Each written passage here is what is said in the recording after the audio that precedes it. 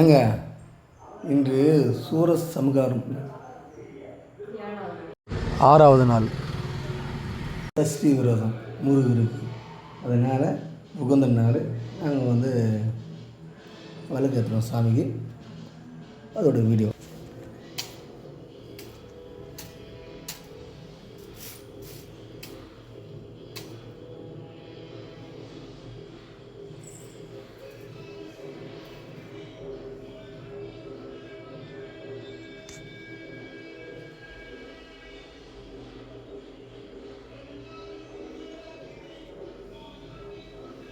6 முகம்னால 6 விளக்கு. 6 முகத்துக்கு 6 விளக்கு. ஒவ்வொரு முகத்துக்கும் ஒவ்வொரு விளக்குங்க.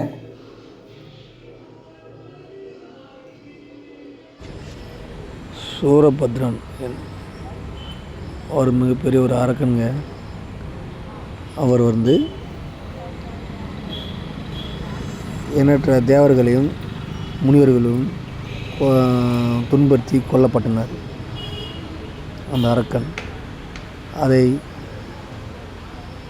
கவனித்த சிவபெருமான் பார்வதியும் அவனால் அழிக்க முடியாத பட்சத்தில் முருகப்பெருமானை ஈன்றெடுத்து அவர் மூலமாக அந்த அரக்கனை அழிப்பதற்காக வரப்பிரவேசம் செய்தார்.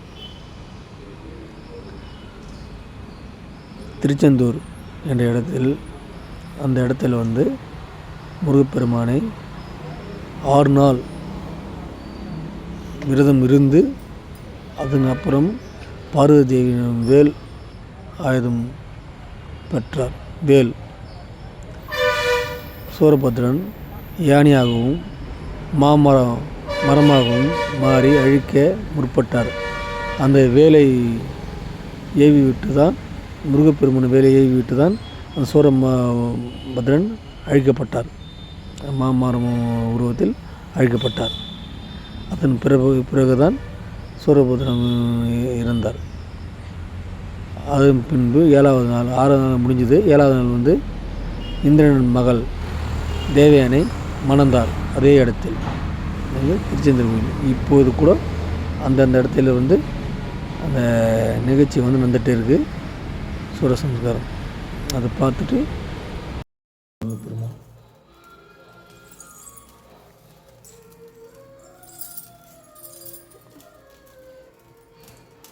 ஒரே குச்சியில் ஏற்றினேன் பார்த்தியா. இந்த நாள் இனிய நாளாக அனைவருக்கும் மாறட்டும்.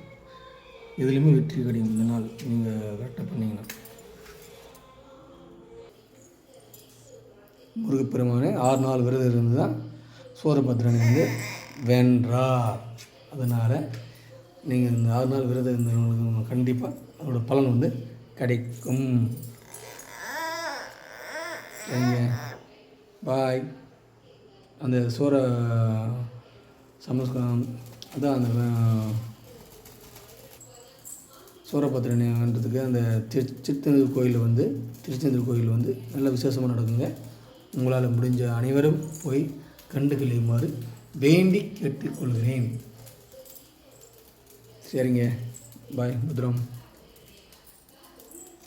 இதிலும் வெற்றி அடையட்டும்.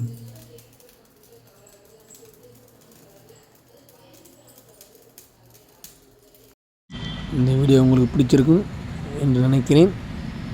கமெண்ட் பண்ணுங்கள், வீடியோ ஷேர் பண்ணுங்கள், சப்ஸ்கிரைப் பண்ணுங்கள். நன்றி. மீண்டும் சந்திக்கலாம்.